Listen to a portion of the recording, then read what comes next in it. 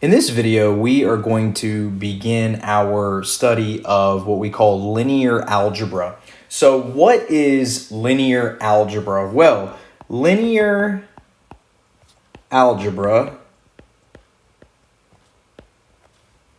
is a branch of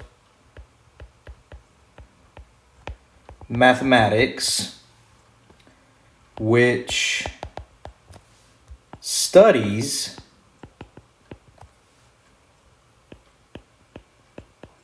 systems of equations, matrices,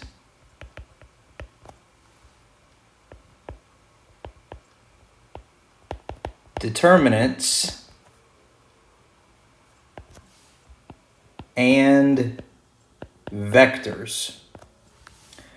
So engineers typically use linear algebra in all kinds of calculations in their careers. So linear algebra techniques are used by engineers in structural design, water resource engineering design, traffic engineering. Mechanical engineers use linear algebra techniques when designing machines and machine components.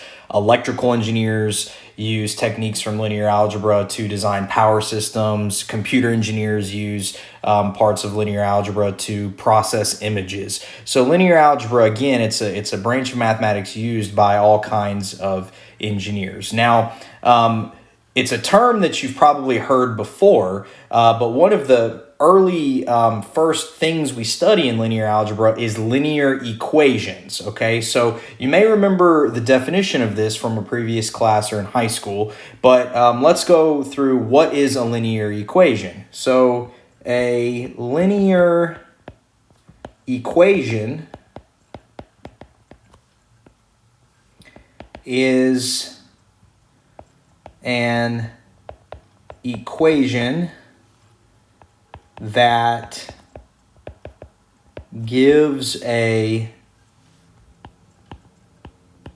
proportional relation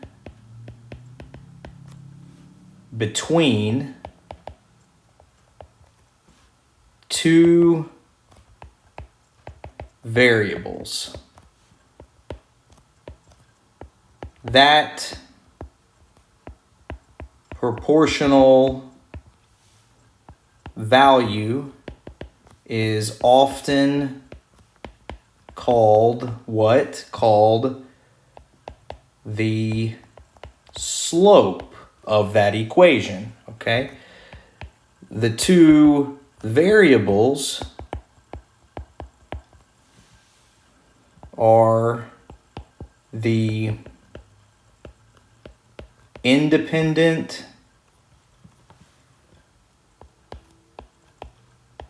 variable and dependent variable.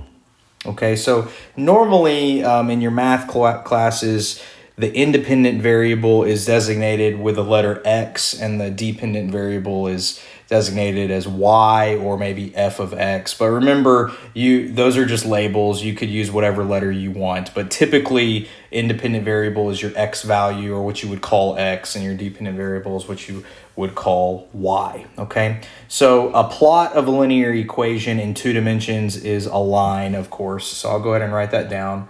A plot of a linear equation in 2D is a line. Okay, so typically we see the standard form of linear equation. Maybe you remember what this is, but the standard form is often written in the form of AX plus BY equals C, okay? Where again, X is typically your independent variable, Y is your dependent variable, because remember, Y depends on X, okay? That's why we call it the dependent and the independent variable. And then A, B, and C are constants. Okay. So we can often rewrite this standard form. I mean, we've seen this form before, but we have other forms that we can, observe a linear equation in. All right. So let's explore those just a little bit. Let's rewrite this. So I'm going to say let's rewrite this equation as the following. Watch what I do here. How about I subtract the ax from both sides of this equation? So how about I say this equation can be written as b times y equals c minus a times x. Okay, now watch what I can do next. I can divide both sides by b, and on the left side that b will cancel itself out. So then I have the expression or the equation y equals c minus a times x divided by b. Now, here b is a common denominator for the term c and the term negative ax. So I could rewrite this as y equals c over b minus ax over b. Okay? Now, take a look at what I have here. This may start looking kind of familiar to you. Watch this. The term negative a over b is the equation's slope. Okay, so we can designate this as little m. We typically call slope little m. Okay, and then the term c over b is what we sometimes call the dependent variable intercept, or in common terms you may call it the y-intercept. So how about we give this a special name? Let's call this little b.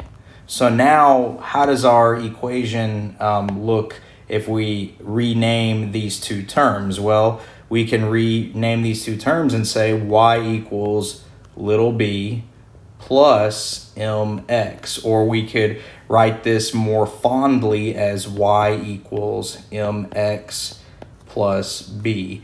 And we call this form slope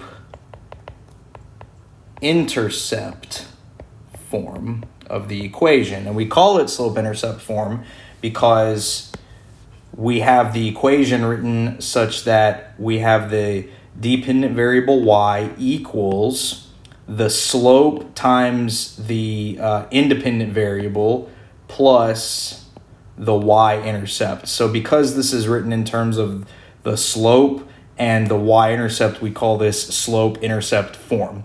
So now we've looked at two forms of linear equation. Standard form, which is like ax plus by equals c, and now we have this slope-intercept form, y equals mx plus b. Another form that we've seen before with linear equations is called point-slope formula, okay? So we also have something called point-slope formula, okay? Now, point-slope formula is used to write a linear equation when you know the slope and you know one point lying on that line, on one point that is valid for that equation. So let's write this down. This is used to write a linear equation when we know its slope and a point on its line. Okay.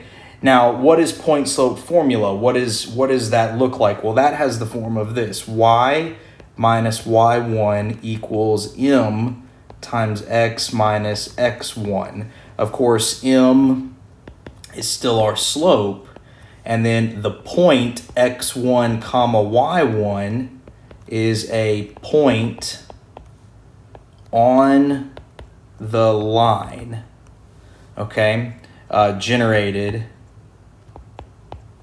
by the equation.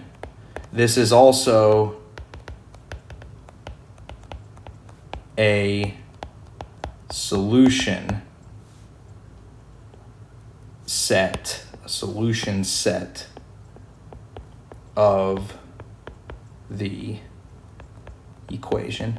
So everything I've stated in this video so far should not be anything new to you. I mean, most of this is Algebra 1 level mathematics. So you probably learned this, in 8th or 9th grade, and then you've revisited it in some form or another since then. But this is just kind of a reminder of what this is. This is the fundamentals of this entire branch of mathematics called linear algebra. So that's going to conclude this video on our beginnings for studying linear algebra.